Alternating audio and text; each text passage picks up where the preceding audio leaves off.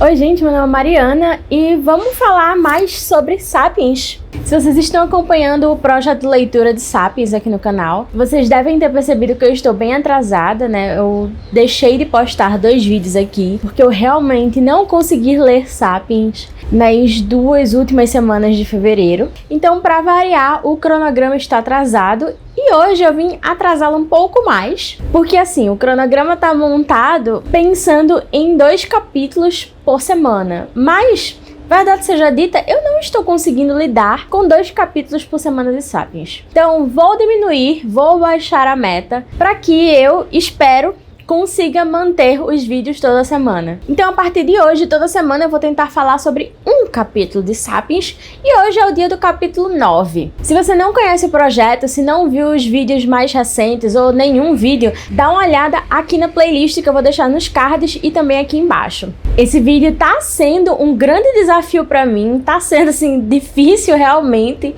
de lê-lo, não porque ele é ruim, mas porque realmente eu sou ruim lendo não ficção. Mas, né, estamos aqui tentando. E o capítulo 9, ele começa na página 171, ele começa a parte 3 do livro, que é a unificação da humanidade, e ele vai até a página 180, então são 10 páginas apenas. Exatamente por isso, por ser apenas 10 páginas, que eu não queria falar só sobre um capítulo, né, por semana, mas é o que tá dando, então vamos de 10 páginas. Vai ser pequeno, vai ser curto, mas é a vida. E o que é interessante é que assim, eu peguei pra ler essas 10 páginas em um dia só. Em menos de, sei lá, 2 horas eu li essas 10 páginas. Porque assim, o problema não é ler. Sapiens é uma leitura muito interessante, eu tô gostando bastante.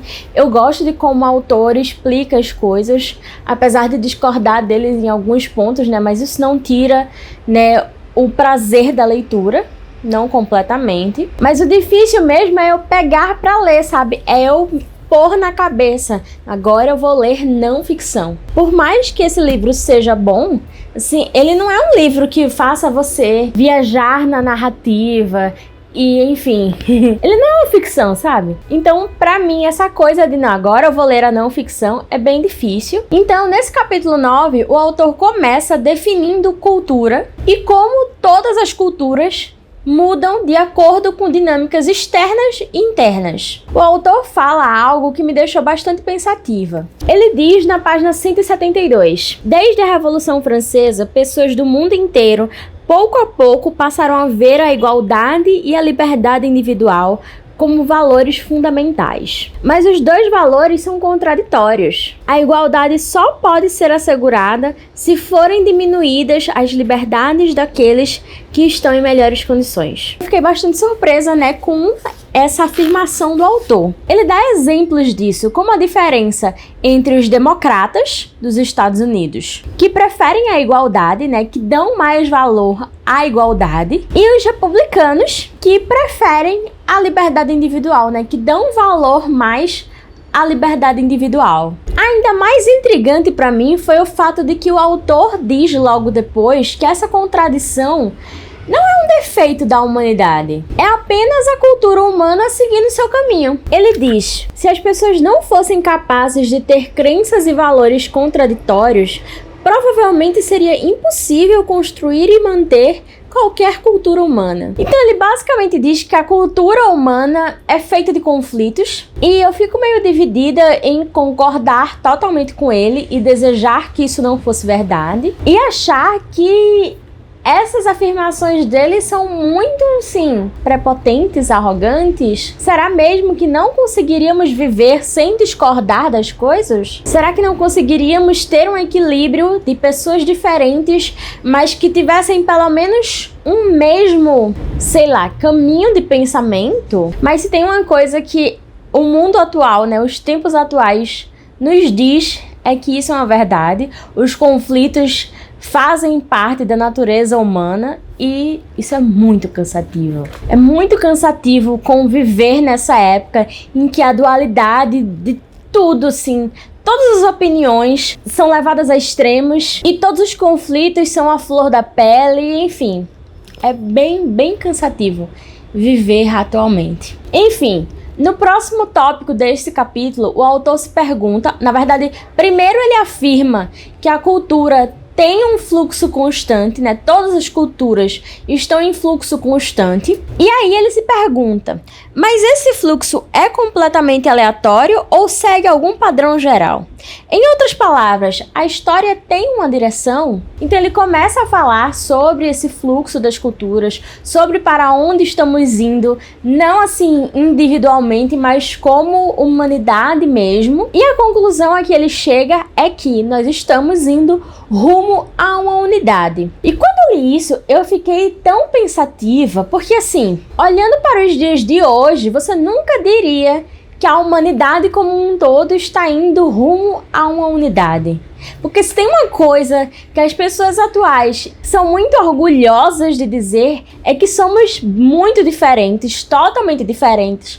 Cada pessoa é diferente. Então assim, se você parar para pensar que todas essas pessoas diferentes estão indo rumo a uma unidade, estão indo rumo a um lugar comum, é uma coisa meio bizarra. Mas o autor diz, a melhor forma de avaliar a direção geral da história é contar o número de mundos humanos distintos que coexistiram em um dado momento no planeta Terra. E eu entendi dessa parte, dessa conclusão que ele chegou, né, desse tópico que ele está falando, que na verdade ele está falando sobre como os diferentes mundos estão conectados atualmente. Conectados uns com os outros, eu digo, porque assim, há um século nós não tínhamos o tipo de comunicação que temos hoje. Imagina que no século passado as pessoas se comunicavam por cartas que demoravam dias para chegar ao destino. Hoje a gente está tendo inclusive que maneirar na comunicação, na conexão com as outras pessoas,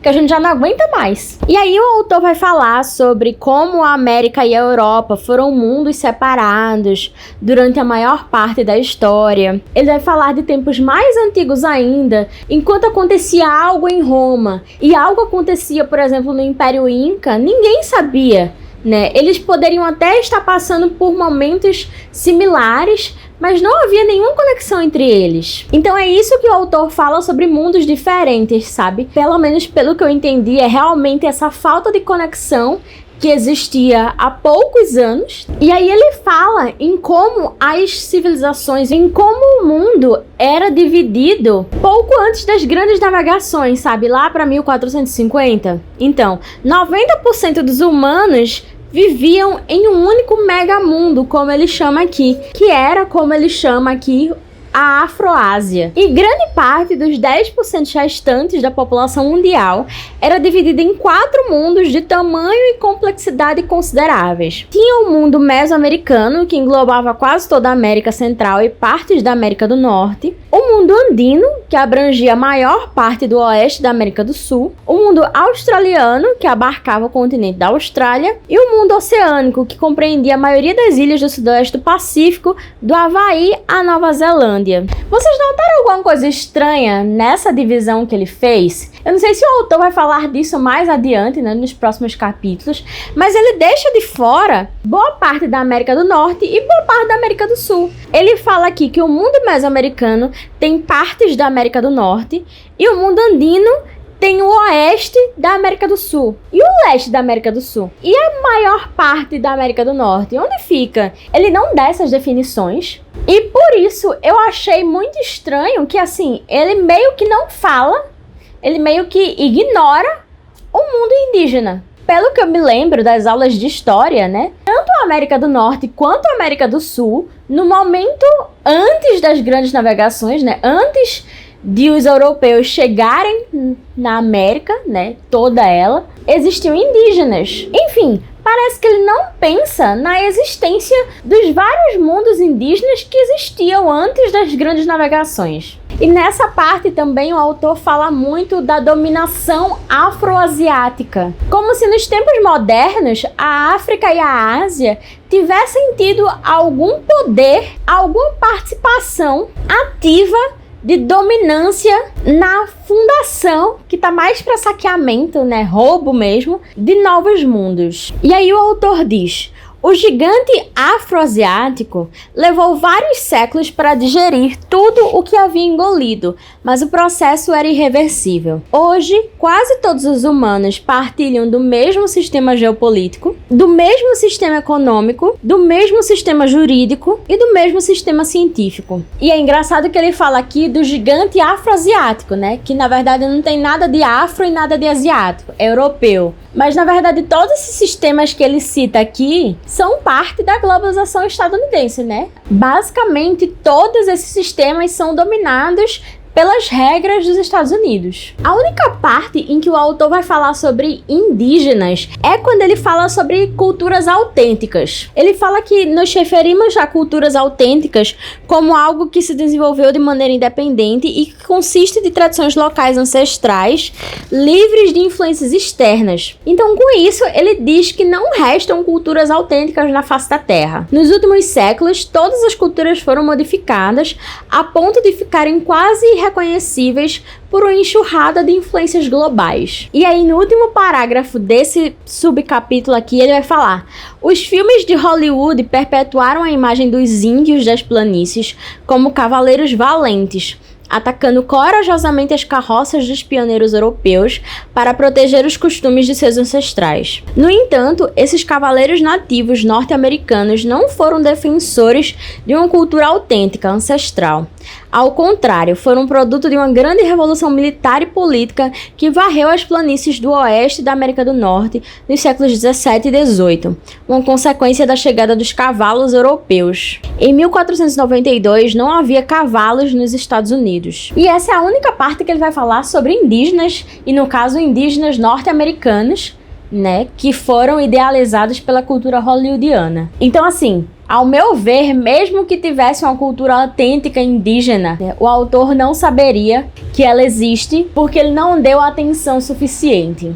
E aí, no final do capítulo, o autor explica que nos 3 próximos capítulos ele discute como o dinheiro, os impérios e as religiões universais se espalharam e como eles assentaram as bases do mundo unificado de hoje. E é isso, o capítulo 10 começa na página 181 e vai até a página 195. São 14 páginas, né, que eu espero que eu consiga ler até a próxima semana. Eu acho que vai dar certo ir assim, mais devagarinho, sabe? Me conta aqui embaixo se você prefere assim, vídeos mais curtos, um capítulo por semana, ou se eu deveria me esforçar mais e fazer como o cronograma segue, 2 capítulos por semana, mais ou menos 60 páginas. Se você tiver sugestões, críticas, comentários, deixa tudo aqui embaixo, eu vou adorar conversar sobre essa leitura, sobre Sapiens, enfim. Essa semana ainda tem muito mais conteúdo aqui no canal, então se você ainda não é inscrito, se inscreve aqui nesse botão vermelho e não se esquece de dar seu like aqui nesse vídeo se você gostou do conteúdo. Além de me avisar que você gostou, você também avisa ao YouTube, o que é muito importante para o crescimento do canal. Eu fico por aqui, muito obrigada pela sua companhia e até a próxima. Tchau!